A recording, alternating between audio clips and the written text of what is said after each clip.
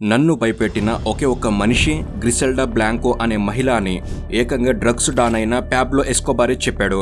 ప్రస్తుతం నెట్ఫ్లిక్స్ లో గ్రిసెల్డా బ్లాంకో జీవితం ఆధారంగా ఏకంగా వెబ్ సిరీస్ కూడా వచ్చింది.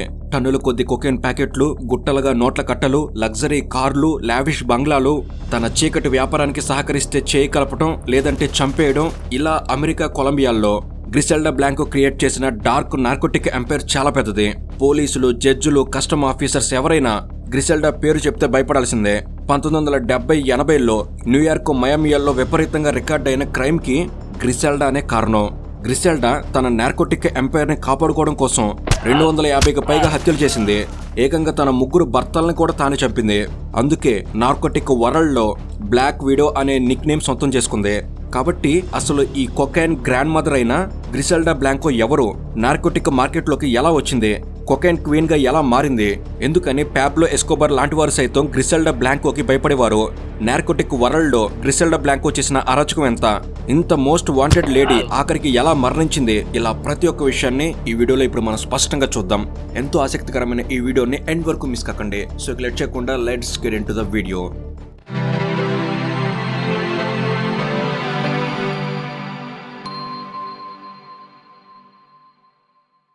గ్రిసెల్డా కొలంబియా దేశంలోని కార్టజీనా షెహార్లో 1943 ఫిబ్రవరి 15న జన్మించింది.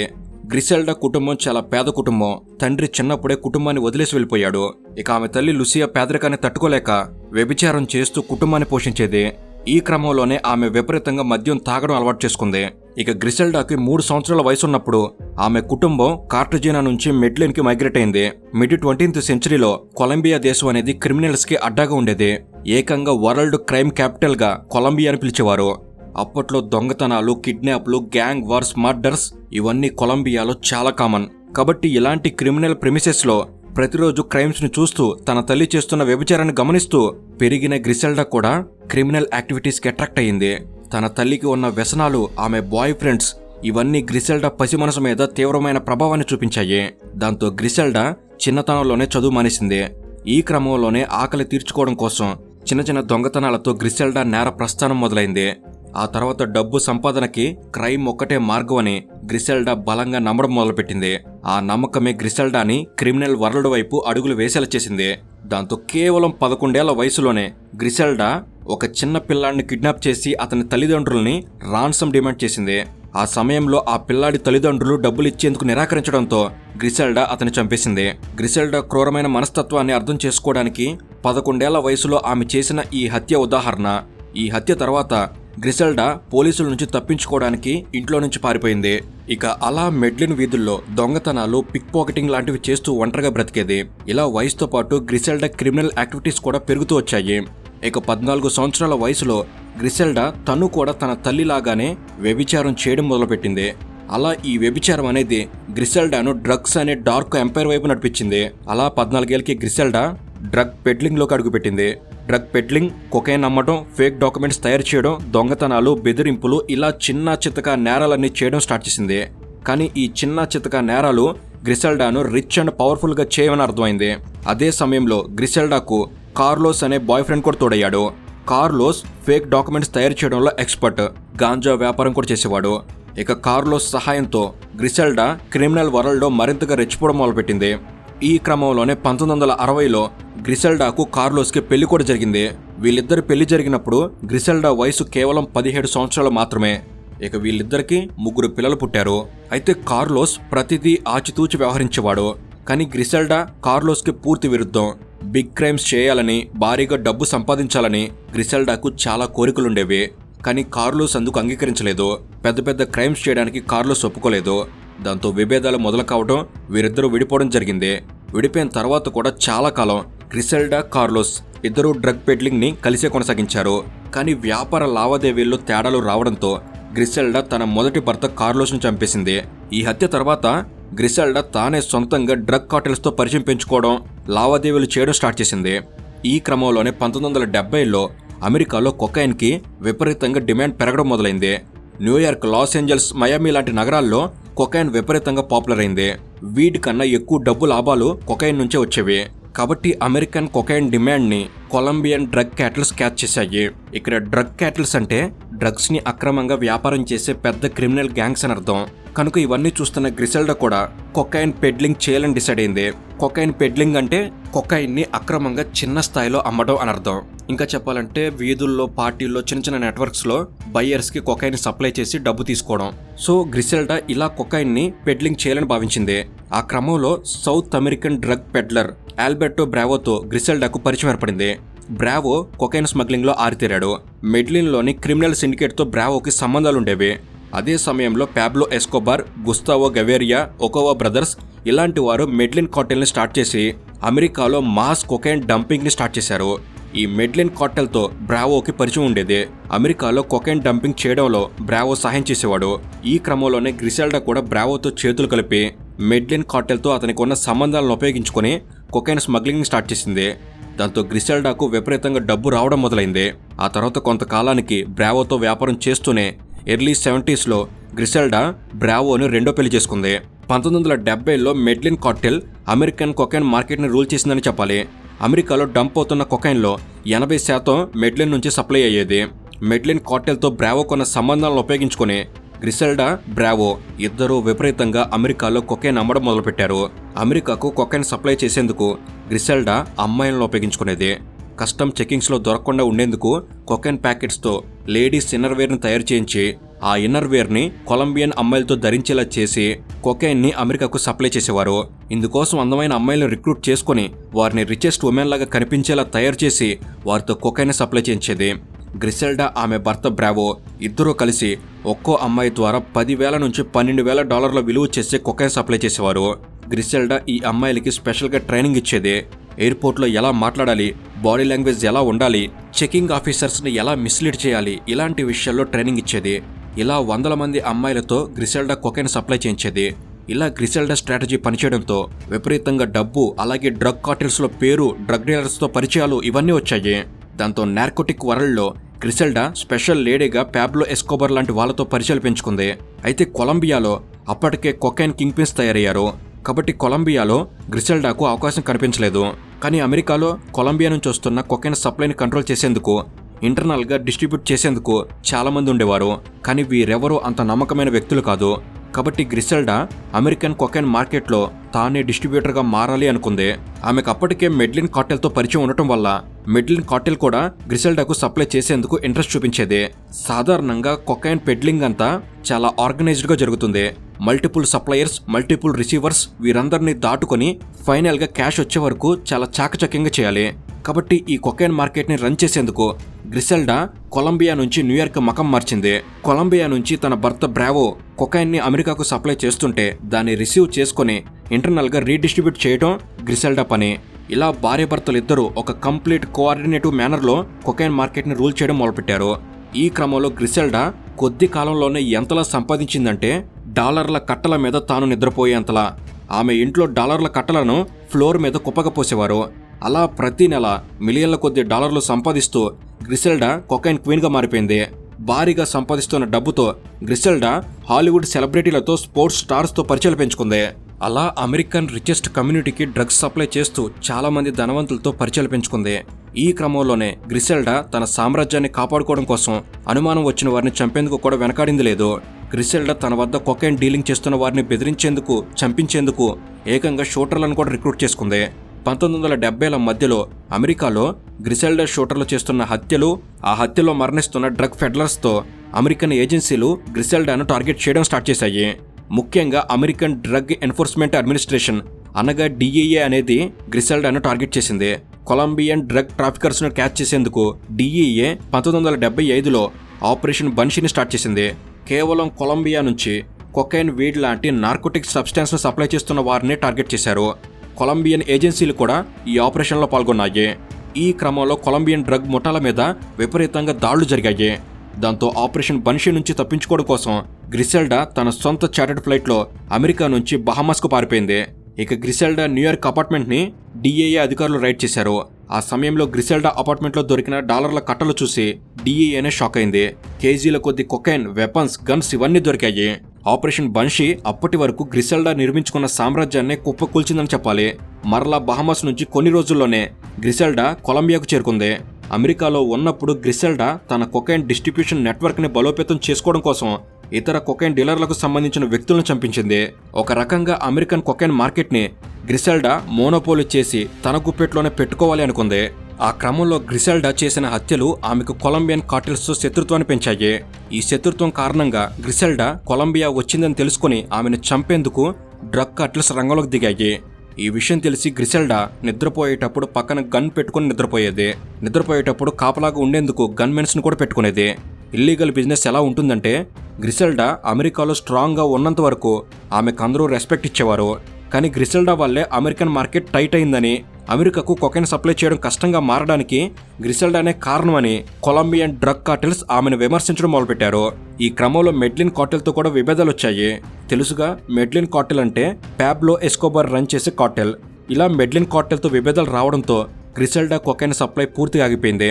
గ్రిసెల్డా వద్ద టన్నుల కొద్ది కొకైన్ అలాగే మిగిలిపోయింది. ఆదాయం పడిపోయింది. ఇలా గ్రిసెల్డా సామ్రాజ్యం పూర్తిగా అయోమయంలో పడింది. అలాంటి సమయంలోనే తన భర్త బ్రావోతో కూడా విభేదాలు మొదలయ్యాయి. కొకైన్ వ్యాపారంలో బ్రావో తనను మోసం చేస్తున్నాడని గ్రిసెల్డా భావించింది. మోసం చేస్తున్నాడని తెలిసిన వెంటనే గ్రిసెల్డా తన బాడీగార్డ్స్తో కలిసి తన రెండో భర్త బ్రావోని కాల్చి చంపేసింది. 1975లోనే గ్రిసెల్డా బ్రావోని చంపింది. ఇక చాలా కాలం గ్రిసెల్డా ఒంటరిగా బయట ప్రపంచంతో సంబంధం లేకుండా గడిపింది. ఎందుకంటే కొలంబియాలో ఆమెకు అడుగడుగున శత్రువులు తయారయ్యారు. ఈ శత్రువుల నుంచి తప్పించుకోవడం కోసం చాలా కాలం ఒంటరిగా గడిపింది. ఆ సమయంలో కొలంబియా గ్రిసెల్డాకు ఒక జైలులాగా అనిపించింది. ఆ జైలు నుంచి బయటపడాలి, మళ్ళీ కొకైన్ సప్లై మొదలు పెట్టాలి, మళ్ళీ పోగొట్టుకున్న డబ్బు సంపాదించాలి అని ఇలా బలమైన కోరికతో గ్రిసెల్డా మళ్ళీ కొకైన్ మార్కెట్లోకి అడుగుపెట్టింది. కానీ కొలంబియాలో శత్రువులు ఎక్కువయ్యారు. కొకైన్ వ్యాపారంలో లాభం కూడా తక్కువగా వస్తుంది. అదే అమెరికా అయితే కొకైన్కి డిమాండ్ ఎక్కువ, లాభాలు కూడా ఎక్కువే. కాబట్టి గ్రిసెల్డా అమెరికన్ మార్కెట్ని మళ్ళీ టార్గెట్ చేసింది. ఇలా 1978లో ఆపరేషన్ బన్షీ క్లోజ్ అయిన వెంటనే గ్రిసెల్డా మళ్ళీ అమెరికాలో అడుగుపెట్టింది. ఈసారి న్యూయార్క్ కాకుండా ఫ్లోరిడాలోని మయామీలో తన చీకటి సామ్రాజ్యాన్ని నిర్మించడం స్టార్ట్ చేసింది. మయామీలో గ్రిసెల్డాకు డారియో సెపుల్వేదా అనే ఒక ప్రొఫెషనల్ షూటర్ పరిచయం అయ్యాడు. ఆ పరిచయంతో గ్రిసెల్డా అతన్ని మూడో పెళ్లి చేసుకుంది. గ్రిసెల్డాకు డారియోతో ఒక కొడుకు కూడా పుట్టాడు.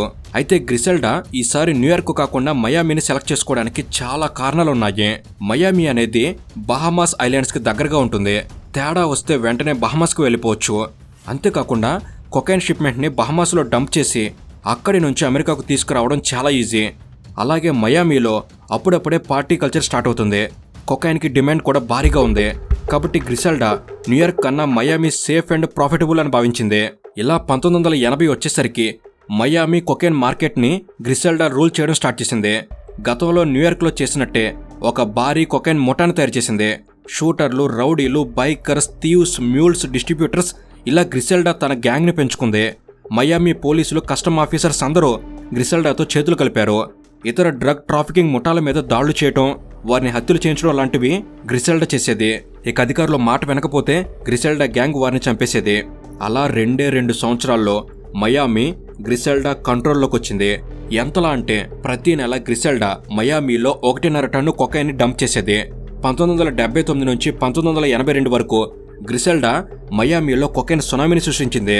మయామీని కొకైన్ క్యాపిటల్గా చేసిన గ్రిసెల్డా తన కొకైన్ డిస్ట్రిబ్యూషన్ని Los Angeles, San Francisco, California ఇలా మేజర్ అమెరికన్ సిటీస్కి ఎక్స్పాండ్ చేసింది. ఆ టైంలో కొలంబియన్ డ్రగ్ కార్టెల్స్ తమ అమెరికన్ మార్కెట్ని కోల్పోయాయి. కొలంబియాలోని ఎవరెవరైతే గ్రిసెల్డాను చంపేందుకు చూశారో అలాంటి వాళ్లకు సంబంధించిన డీలర్లను బెదిరించడం, వారి నుంచి కొకైన్ కొనకుండా చేయటం, మాట వినని వారిని చంపేయడం ఇలా మయామీలో 100 హత్యలు జరిగాయి. దాంతో కొలంబియన్ డ్రగ్ కార్టెల్స్కి అమెరికాలో డీలర్లు లేకుండా పోయారు. మార్కెట్ పడిపోయింది. మెడ్లిన్ కార్టెల్ని కూడా గ్రిసెల్డా టార్గెట్ చేసింది. పాబ్లో ఎస్కోబార్ని డైరెక్ట్గా సవాల్ చేసింది. దాంతో గ్రిసెల్డాను చంపేందుకు కొలంబియన్ డ్రగ్ కార్టెల్స్ రంగంలోకి దిగాయి. కానీ గ్రిసెల్డా తన చుట్టూ సెక్యూరిటీగా ఉండేందుకు ఒక భారీ ప్రైవేట్ సైన్యాన్ని మెయింటైన్ చేసేది. చాలా అరుదుగా కానీ బయటకు వచ్చేది కాదు. ఇలా మయామీ కేంద్రంగా అమెరికాను కొకైన్ మత్తులో ముంచడమే కాకుండా కొలంబియన్ డ్రగ్ లార్డ్స్కి గ్రిసెల్డా తలనొప్పిగా మారింది. అలా గ్రిసెల్డా తాను కోల్పోయిన సామ్రాజ్యాన్ని మళ్లీ నిర్మించుకుంది. నిజానికి రెండోసారి గతం కన్నా బలమైన పెద్దదైన సామ్రాజ్యాన్ని నిర్మించిందనే చెప్పాలి.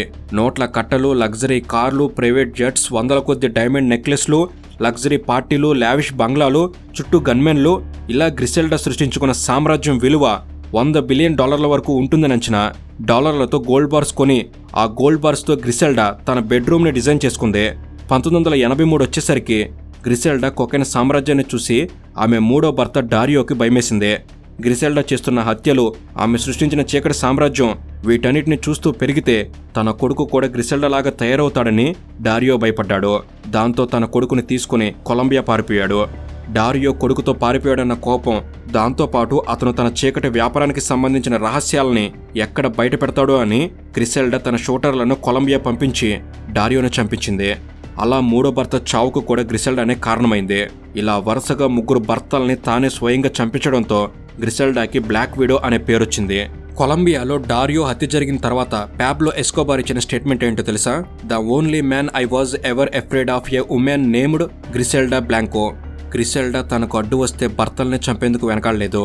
కాబట్టి పాబ్లో ఎస్కోబార్ లాంటి డ్రగ్ లార్డ్స్ గ్రిసెల్డాకు భయపడేవారు. 1982లో గ్రిసెల్డా గ్యాంగ్ 2 అమెరికన్స్ బ్రదర్స్ని కాల్చి చంపింది. కొకైన్ షిప్మెంట్కి సంబంధించిన క్యాష్ చెల్లింపుల్లో తేడా రావడంతో గ్రిసెల్డా వారిని చంపించింది. ఈ జంట హత్యలు మయామీలో చాలా పెద్ద సంచలనం అయ్యాయి.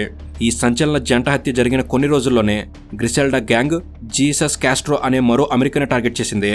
గ్రిసెల్డా షూటర్లు జీసస్ కాస్ట్రో కారు మీద కాల్పులు జరిపారు. కానీ ఆ అటాక్లో జీసస్ కాస్ట్రో మరణించలేదు. కానీ అతనితో ఉన్న 2 ఏళ్ల అతని కొడుకు మరణించాడు. 2 ఏళ్ల చిన్నపిల్లాడు కాల్పుల్లో మరణించాడన్న వార్త అమెరికా వ్యాప్తంగా కలకలం రేపింది. దాంతో ఇన్వెస్టిగేషన్లో కొకైన్ కార్టిల్స్ పాత్ర బయటపడింది. జార్జ్ వివి షూటర్ ఇచ్చిన సమాచారంతో తీగ లాగితే డొంక కదిలినట్టు ఈ 2 ఏళ్ల బాబు హత్య వ్యవహారంలో ఇన్వెస్టిగేషన్ ఏజెన్సీ గ్రిసెల్డాను అరెస్ట్ చేసేందుకు సిద్ధమయ్యాయి. కానీ విషయం ముందుగానే తెలుసుకున్న గ్రిసెల్డా ఎవరికీ తెలియని రహస్య ప్రాంతానికి మకాం మార్చింది. కొన్ని రోజుల పాటు అండర్ గ్రౌండ్లో ఉండి మళ్లీ గ్రిసెల్డా తన క్రైమ్స్ని కంటిన్యూ చేసింది. 1983-84లో గ్రిసెల్డా అరాచకాలు మరింత ఎక్కువయ్యాయి. ఆరిపోయే ముందు దీపం ఎక్కువగా వెలుగుతుంది అన్నట్టు 1983లో గ్రిసెల్డా గ్యాంగ్ మయామి దాని చుట్టుపక్కల ప్రాంతాల్లో విపరీతంగా హత్యలు చేసింది. డ్రగ్ పెడ్లర్స్, కొకైన్ డీలర్స్ను మాత్రమే కాదు, గ్రిసెల్డా డైరెక్ట్గా పోలీసులను టార్గెట్ చేసింది. గ్రిసెల్డా షూటర్లు పోలీసుల మీద కాల్పులు జరిపి 10ల సంఖ్యలో పోలీసుల మరణానికి కారణమయ్యారు. అలా 1983లో మయామిలో క్రైమ్ రేట్ విపరీతంగా పెరిగిపోయింది.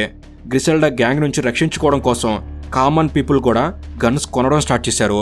దాంతో అప్పటి వరకు నార్కోటిక్స్కి అడ్డగా ఉన్న మయామిలోకి వెపన్స్ కూడా విపరీతంగా రావడం మొదలైంది. 1982, 1983 ఈ 2 సంవత్సరాల్లోనే 100కు పైగా హత్యలు జరిగాయి. వీటిలో మెజారిటీ హత్యల్లో గ్రిసెల్డా పాత్ర ఉంది. ఈ హత్యలకు అక్కడి పోలీసులు కొకైన్ వార్స్ అని పేరు పెట్టారు. అలా కొకైన్ వార్స్ కారణంగా మయామి ఒక క్రైమ్ క్యాపిటల్గా మారిపోయింది. దీన్ని గ్రిసెల్డా కెరీర్లో పీక్ క్రైమ్ స్టేజ్ అని చెప్పొచ్చు. మయామిలో రికార్డ్ అవుతున్న క్రైమ్ రేషియోను గమనించి డిఏఏ లాంటి అమెరికన్ ఏజెన్సీలు మయామి మీద కాన్సన్ట్రేట్ చేసే సమయం వచ్చింది. 1984లో డిఏఏ మయామిలో పరిస్థితిని గాడిలో పెట్టేందుకు ఆపరేషన్ స్వాట్ ఫిష్ను మొదలుపెట్టింది. Operation swordfish main aim గ్రిసెల్డాను పట్టుకోవడమే. ఆపరేషన్ స్వాట్ ఫిష్ స్టార్ట్ అయిన వెంటనే గ్రిసెల్డా మయామిని వదిలేసి కాలిఫోర్నియాకు పారిపోయింది. గ్రిసెల్డా కాలిఫోర్నియా పారిపోయిన విషయం డిఏఏకు తెలీదు. డిఏఏ మాత్రం మయామిలో ఆపరేషన్ స్వాట్ ఫిష్ని కంటిన్యూ చేసింది. మొత్తం గ్రిసెల్డా నెట్వర్క్ని డిఏఏ కూల్చిపారేసింది. గ్రిసెల్డా గ్యాంగ్లో ఉన్న వాళ్ళు వివిధ ప్రాంతాలకు పారిపోయారు. కొందరిని డిఏఏ అరెస్ట్ చేసింది. అలా మయామి క్రిమినల్ ఫ్రీ సిటీగా మారింది. ఆపరేషన్ స్వాట్ ఫిష్లో భాగంగా గ్రిసెల్డా ఆస్తుల మీద దాడులు చేసిన డిఏఏ అధికారులు మరలా షాక్ అయ్యారు. టన్నుల కొద్ది కొకైన్, డాలర్ల కట్టలు, weapons, gold bricks, private jets, ఇలా గ్రిసెల్డా సంపదను చూసి డిఏఏ కంగుతుంది. నిజానికి డిఏఏకు దొరికిన సంపద చాలా తక్కువ. నిజంగా గ్రిసెల్డా కూడబెట్టిన దానిలో కొంచెం మాత్రమే డిఏఏ స్వాధీనం చేసుకుంది. అయితే కాలిఫోర్నియా పారిపోయిన గ్రిసెల్డా లో ప్రొఫైల్ మెయింటైన్ చేస్తూ కామన్ ఉమెన్ లాగా ఎవరికి అనుమానం రాకుండా గడిపింది. కొన్ని నెలల పాటు గ్రిసెల్డా ఇదే విధంగా తన ఐడెంటిటీ హైడ్ చేసి కామన్ ఉమెన్ లాగా గడిపింది. కానీ గ్రిసెల్డాను క్యాచ్ చేయకుండా ఆపరేషన్ స్వాట్ ఫిష్ని ముగించకూడదు అని డిఏఏ ఈసారి ఫిక్స్ అయింది. కాబట్టి బ్యాబ్ పెలాంబో అనే అధికారిని డిఏఏ సీక్రెట్ ఆపరేషన్ కోసం సెటప్ చేసింది. గ్రిసెల్డా ఆచూకీ కోసం పెలాంబో 10 నెలల పాటు తీవ్రంగా కష్టపడ్డాడు. తనకు దొరికిన ప్రతి ఒక్క ఆధారాన్ని స్టడీ చేశాడు. గ్రిసెల్డా గ్యాంగ్లో పట్టుబడిన క్రిమినల్స్ని ఇంటర్గేట్ చేశాడు. అలా ఫైనల్గా 1985లో పెలాంబోకి గ్రిసెల్డా అడ్రస్ లభించింది. తనకు లభించిన అడ్రస్కి రహస్యంగా వెళ్లి పెలాంబో రెక్కి నిర్వహించాడు. అక్కడ గ్రిసెల్డా ఉందని కన్ఫర్మ్ చేసుకున్న తర్వాత 1985 ఫిబ్రవరి 17న డిఏఏ అధికారులు చాలా సాధారణంగా వెళ్లి గ్రిసెల్డా ఉంటున్న చిన్న ఇంటి తలుపు తట్టారు. ఆ సమయంలో గ్రిసెల్డాతో పాటు తన కొడుకు కూడా ఉన్నాడు. ఇద్దరిని డిఏఏ అధికారులు అరెస్ట్ చేశారు. అరెస్టు సమయంలో గ్రిసెల్డా దాడి చేస్తుందని పోలీసులు భయపడ్డారు. కానీ గ్రిసెల్డా డిఏఏ అధికారులకి కోఆపరేట్ చేసి లొంగిపోయింది. గ్రిసెల్డాలో చాలా మార్పు వచ్చింది. 1985లో ఆమె అధికారులకి పూర్తిగా సహకరించింది. గ్రిసెల్డాను ఉపయోగించుకుని కొలంబియన్ కార్టిల్స్కి సంబంధించిన సమాచారం మొత్తాన్ని తెలుసుకోవాలని డిఈఏ చేసిన ప్రయత్నాలకి గ్రిసెల్డా ముందు అంగీకరించలేదు. కానీ కోఆపరేట్ చేస్తే శిక్ష తగ్గిస్తామని అధికారులు ఇచ్చిన ఆఫర్ని గ్రిసెల్డా యాక్సెప్ట్ చేసింది. దాంతో గ్రిసెల్డాను ఉపయోగించుకొని డిఈఏ అమెరికాలో ఇతర డ్రగ్ మాఫియాల మీద దాడులు చేయడం స్టార్ట్ చేసింది. కొలంబియన్ డ్రగ్ ర్యాకెట్స్ని ట్రేస్ చేయడంలో గ్రిసెల్డా అధికారులకు సహాయం చేసింది. అలా కొలంబియన్ కార్టిల్స్కి సంబంధించిన వ్యక్తులందరూ అరెస్ట్ అయ్యారు. Narcotic supply, weapon dealing, multiple murders, extortion, thefts, money laundering లాంటి అభియోగాలతో గ్రిసెల్డాను అమెరికన్ కోర్టు 20 ఏళ్ల శిక్ష విధించింది. నిజానికి ఎవరైతే మయామి లాంటి నగరాన్ని మత్తు పదార్థాలకి బానిసలుగా చేసి వేలాది మంది జీవితాలని నాశనం చేశారో, ఎవరైతే 250కి పైగా హత్యల్లో నిందితురాలుగా ఉన్నారో, ఎవరైతే అమెరికన్ వీధుల్లో రక్తం ఏరులై పారేలా చేశారో ఆమెకి 20 ఏళ్ల జైలు శిక్ష మాత్రమే పడిందంటే అన్ఫేర్ అనే చెప్పాలి. కానీ ఇన్వెస్టిగేషన్లో కోఆపరేట్ చేసేందుకు కోర్టు 20 ఏళ్ల జైలు శిక్షతో సరిపెట్టింది. 1985లో గ్రిసెల్డా జైలుకు వెళ్లిన తర్వాత ఆమె కొడుకులు కొలంబియాలో కొకెన్ కార్టెల్స్తో కలిసి నార్కోటిక్ వ్యాపారాన్ని కొనసాగించే ప్రయత్నం చేశారు. కానీ వాళ్ళు అనుకున్నంత సక్సెస్ కాలేదు. గ్రిసెల్డా చేసిన దారుణాలకి ఆమె ప్రత్యర్థులు ఆమె కొడుకులను టార్గెట్ చేసి చంపేశారు. అలా గ్రిసెల్డా 3 కొడుకులు హత్య చేయబడ్డారు. 2004లో గ్రిసెల్డా అమెరికన్ జైలు నుంచి విడుదలైన తర్వాత కొలంబియాకు వచ్చేసింది. మెడ్లిన్లో ఒంటరిగా సాధారణ జీవితం గడుపుతూ ఉండేది. కానీ ఆమె శత్రువులు, ప్రత్యర్థులు ఆమె మీద దాడులు చేసేవారు. అలా శత్రువుల దాడుల్ని తట్టుకొని 2012 వరకు మెడ్లిన్లోనే గడిపింది. గ్రిసెల్డా బ్లాంకో జీవితం ఆధారంగా సినిమాలు, వెబ్ సిరీస్లు కూడా తీశారు. Cocaine cowboys, cocaine cowboys 2, hustlin' with the godmother, ఈ మధ్య నెట్ఫ్లిక్స్లో రిలీజ్ అయిన గ్రిసెల్డా అనే వెబ్ సిరీస్, వీటన్నిటికీ గ్రిసెల్డా బ్లాంకో జీవితమే ఆధారం. ఇక 2012 సెప్టెంబర్ 3న 69 సంవత్సరాల వయసులో గ్రిసెల్డా మార్కెట్లో షాపింగ్ చేస్తుండగా బైక్ మీద వచ్చిన 2 దుండగులు ఆమెను కాల్చి చంపారు. అమెరికాలో గ్రిసెల్డా ఎలాగైతే షూటర్లను రిక్రూట్ చేసుకుని వారిని బైక్ మీద పంపించి హత్యలు చేయించిందో సరిగ్గా అదే విధంగా గ్రిసెల్డా మీద అటాక్ చేసి చంపేశారు. మెడ్లిన్లో ఎక్కడైతే పాబ్లో ఎస్కోబార్ అంత్యక్రియలు జరిగాయో అదే శ్మశాన వాటికలో గ్రిసెల్డాను కూడా ఖననం చేశారు. అలా నార్కోటిక్ వరల్డ్లో కింగ్ పిన్, క్వీన్ పిన్ ఇద్దరి చరిత్ర ఒకే శ్మశాన వాటికలో ముగిసింది. 100 మందిని చంపి మత్తు పదార్థాలతో వేలాది మంది జీవితాలను నాశనం చేసి సొంత భర్తల పట్ల కూడా కర్కశంగా వ్యవహరించి వారి ప్రాణాలు తీసి కూడబెట్టిన సంపదకి వారసులు కూడా లేకుండా పోయారు. పిల్లల్ని ప్రత్యర్థులు చంపేశారు. 20 ఏళ్లు జైల్లో గడిపింది. ఎవరు ఎప్పుడు దాడి చేస్తారో తెలియని భయంతో మరో 8 ఏళ్లు గడిపింది. ఆఖరికి 69 సంవత్సరాల వయసులో ప్రత్యర్థుల చేతిలో గ్రిసెల్డా ప్రాణాలు కోల్పోయింది. సో ఇది ఫ్రెండ్స్, ఈ వీడియో అనేది ఆసక్తికరమైన విషయాలను మీకు తెలపడంలో ఎంత కొంత ఉపయోగపడిందని నేను భావిస్తున్నాను. ఇలాంటి మరెన్నో ఇన్ఫర్మేటివ్ వీడియోస్ ఇక్కడ నుంచి వెంటనే తీసుకురాబోతున్నాం. ప్రతిదీ మీ వరకు చేరేందుకు తప్పకుండా మన తెలుగు నాలెడ్జ్ కుటుంబంలో సబ్స్క్రైబ్ చేసుకుని మీరు భాగం కండి. Thank you for watching. Have a good day.